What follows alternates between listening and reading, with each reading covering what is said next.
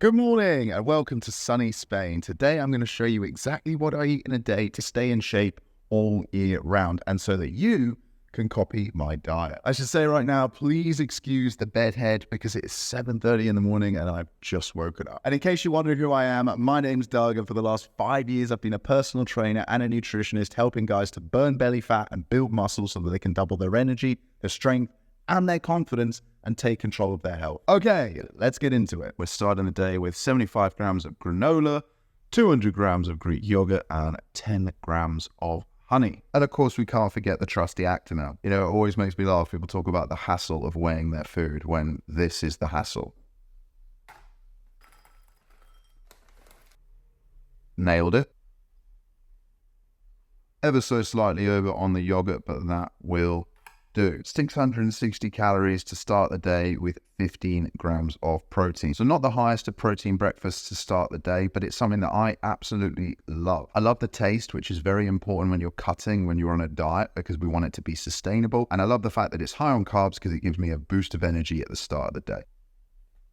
Another key part of my morning nutrition that goes with my breakfast is my hydration, which I normally have with electrolytes. So we've got 5 grams of electrolyte powder in there and my supplements. So we've got a multivitamin, we've got some ashwagandha, we've got some omega-3s, and we've got some Dominate, which is high in fenugreek, zinc, and D-aspartic acid. I've done a whole other video on supplements and particularly these supplements, so I'm not going to cover them too much detail in this video, but I want to be completely transparent with you guys about everything that I eat today. Rehydrating in the morning is so important because our bodies dry out and get really dehydrated overnight whilst we are asleep. And I like to do that with the electrolytes. But if you don't have electrolyte powder, you don't need to stress. I would just make sure that you're drinking about a liter of water first thing in the morning. And the main reason for this is that water acts as a secondary energy system. It obviously helps keep us hydrated, which is a good thing, but I don't think many people realize why it's a good thing. You see, if our brains detect that our bodies are just 1 or 2% dehydrated,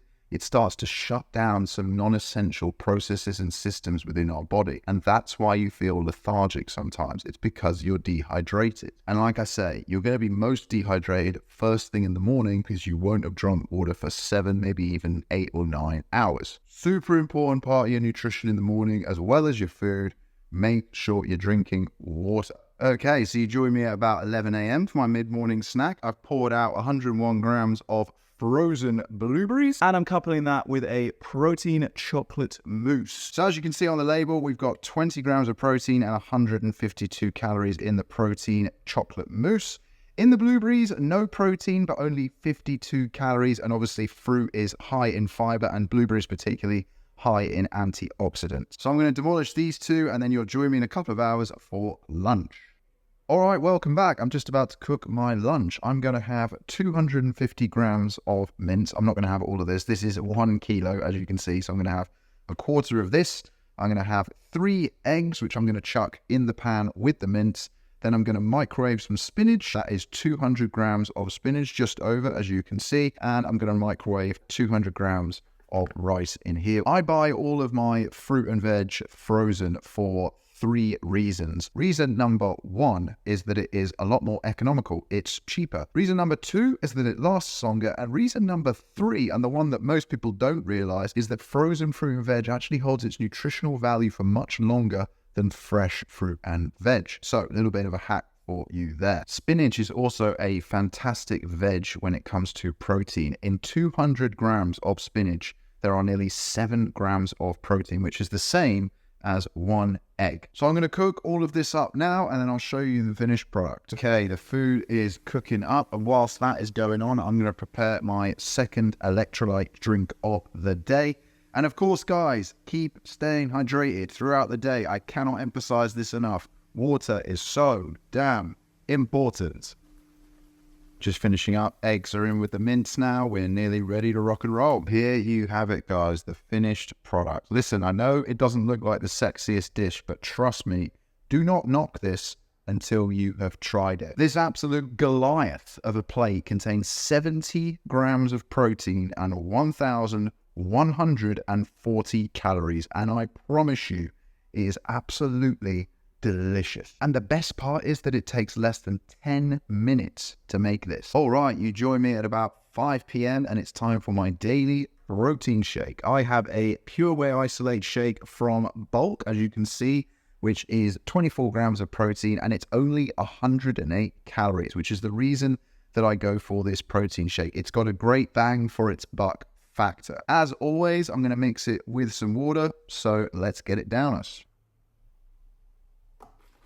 And done. All right, it's 7:30 p.m. and you join me for dinner, and we are finishing the day strong. We're going to have 3 eggs, although this time I'm going to scramble them. We're going to have 180 grams of salmon, so half of this is going to be cut in half. We're going to have 200 grams of frozen broccoli, and we're going to have another 200 grams of rice. And of course, you know already, I'm going to be washing that back with my final electrolyte drink of the day. So here's the lineup. Stay tuned and I'll show you the finished product in the next clip. Here she is, team, the pièce de résistance of my culinary roster right now. I realize that I just absolutely murdered that word, but trust me when I say this, you do not understand how good this meal is, and for so many reasons. I mean, first and foremost, let's give me a 10 out of 10 for our presentation here. This meal is so high in protein. We've got another 70 grams of protein on this plate right here. C, fatty fish like salmon is absolutely amazing brain food, and it's also fantastic for the lads who are looking to naturally boost their testosterone. So as I said, 70 grams of protein on this plate and 900 calories. And just like my lunch, you can make this dish in under 10 minutes. All right, dinner is done, and I have to be honest with you, it was amazing. But guys, don't think I am just eating clean, because every single day I will have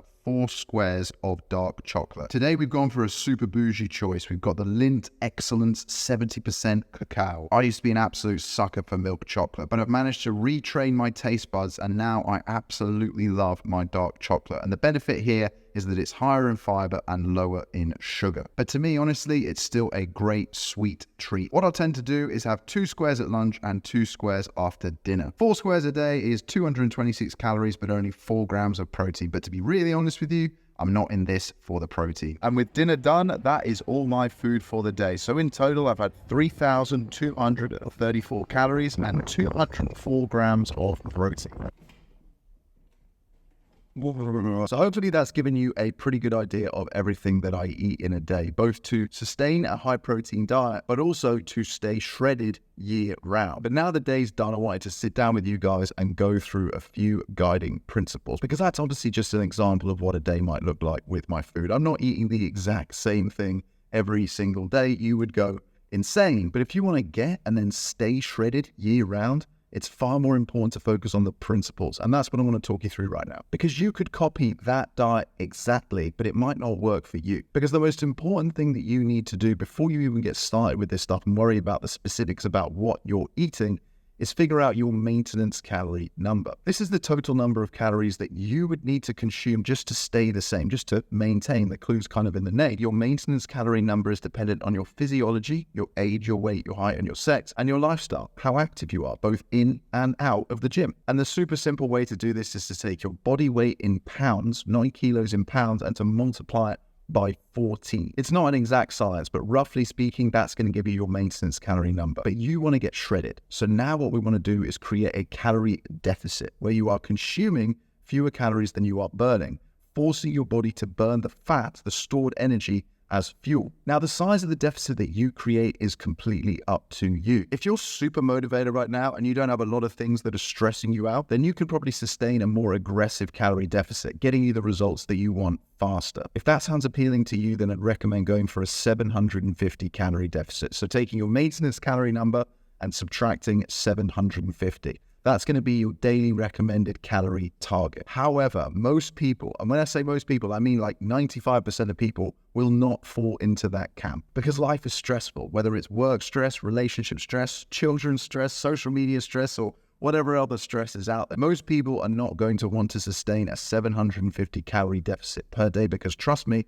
you are going to feel that. But what most people can do is sustain a 500 calorie deficit per day. But that doesn't necessarily mean eating 500 calories less. What I would encourage you to do is eat 250 calories less and move 250 calories more. When you look at it that way and you start to track and audit the food that you're eating using a free app like MyFitnessPal, you'll probably find that you just need to cut out one high sugar or high fat snack, and then you just need to go for a 45 or 60 minute walk each day. Doing that is going to save you 250 calories and help you burn an extra 250 calories, creating that 500 calorie deficit. And a 500 calorie deficit is going to be far more sustainable. Being honest, once you've gotten used to tracking your food and some of the new daily habits you're going to implement, it's going to feel pretty effortless. And that really should be the goal. We want to create a healthy lifestyle here rather than put you on a diet. Because when I put you on a diet, it sounds like it's got an endpoint. Whether it's 8, 12, or 16 weeks, if we put an endpoint to this diet in your head, it's going to tempt you to revert back to your old lifestyle when it's over. So what I'd rather you do is see this as a lifestyle shift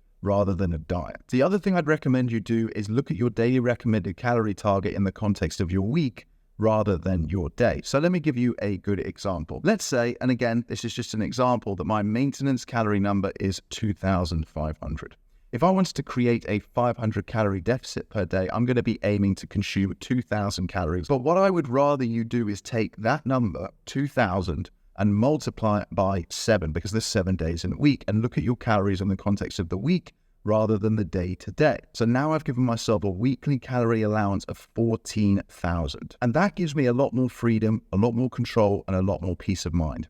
Because now each Sunday I can spend 5 to 10 minutes planning my week, being proactive. I can plan high calorie days where I'm going to be either a little bit more stressed or have social occasions with drinks or meals out. And I can also plan low calorie days, which typically for me would be at the start of the week where stress is a little lower and social occasions are rarer. But doing it that way, like I say, it gives you a lot more control and a lot more freedom. It means you can enjoy your weekends. It means you can enjoy date night. It means you can enjoy a few drinks out if that's your thing. And you can do all of that and still be losing the body fat. So that's the most important caveat. Like I say, guys, you can copy this exact diet, but it might not work for you because the calorie numbers might not be right.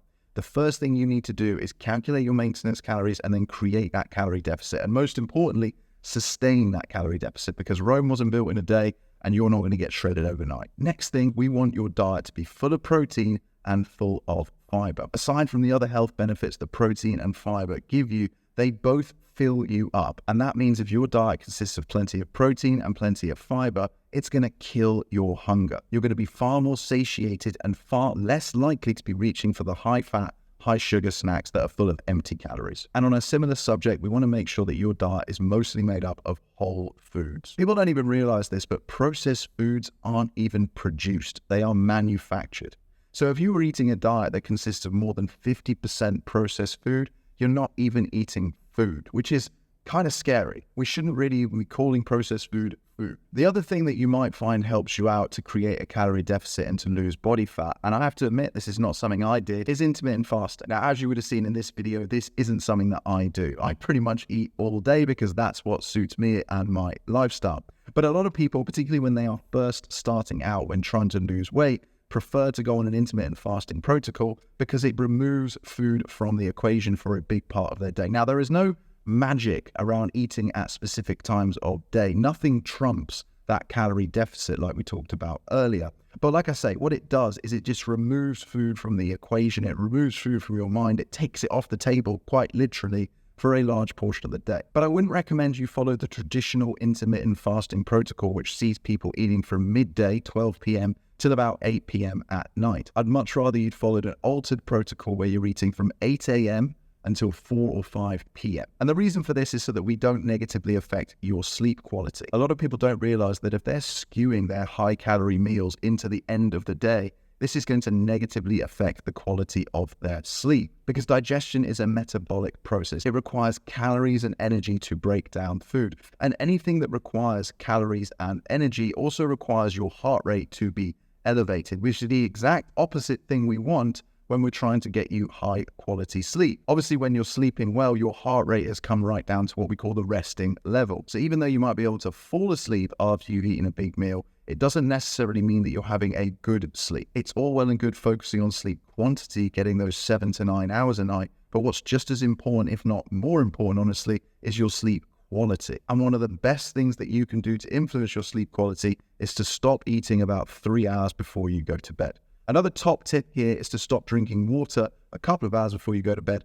And if you can resist, coming off of all screens, whether it's laptops, phones, iPads, or TVs, for an hour before bed. It's called the 3-2-1 rule. And if you follow this consistently just for a week, you're going to see massive improvements in your sleep quantity, your sleep quality, and just how rested and recovered you feel when you wake up in the morning. And the last thing I want to touch on, guys, is to remember that diet is only one component of all of this. Sleep is another big component, which we've just discussed. And the other big component, the other elephant in the room, the one that we all want to avoid, is the exercise, but not just exercise in the gym, not just cardio, but just your general movement. As I said earlier, if you can commit to walking 45 to 60 minutes per day, that's going to help you burn at least an extra 250 calories per day, maybe up to 400 or 500. But if you can also add 3 45-minute resistance training workouts where you're lifting weights, where you prioritize multi-joint, multi-muscle compound movements like squats, deadlifts, lunges, hip thrusts, overhead press, pull-ups, push-ups, dips, chest press, lat pull-downs, or anything like that, you're going to burn a substantial number of calories and you're going to positively change your body composition, because it's all well and good creating a calorie deficit and it's all well and good losing the body fat. But if you want to achieve that shredded aesthetic, you are going to need to shift your body composition. And that comes from lifting weights. The 3 biggest components when it comes to burning body fat and getting shredded are your diet, your sleep, and your movement. But you can't focus on just 1 or 2 of them. You need to make sure that all 3 are dialed in. I appreciate when you're first starting out, that might feel a little bit overwhelming, so you don't need to stress. Hopefully in this video, not only have I given you an example of the types of food that I'm eating in a day to stay shredded, but I've also given you some ideas around how you can track your calories so you can start to audit the amount of food that you're eating and the type of food that you're eating so you can improve that over time and increase the amount of protein and fiber into your diet, but also helped you to improve the quality of your sleep, helped you to realize the importance of hydration, and of course reminded you of the significance of exercising, of lifting weights, and just getting outside for some fresh air, some sunlight, some daylight, and going for a nice walk. So I really hope this video has been useful. If it has, I would love it if you could show your support and smash that thumbs up button, and of course subscribe to the channel so that you don't miss the next video. Until the next time, bye.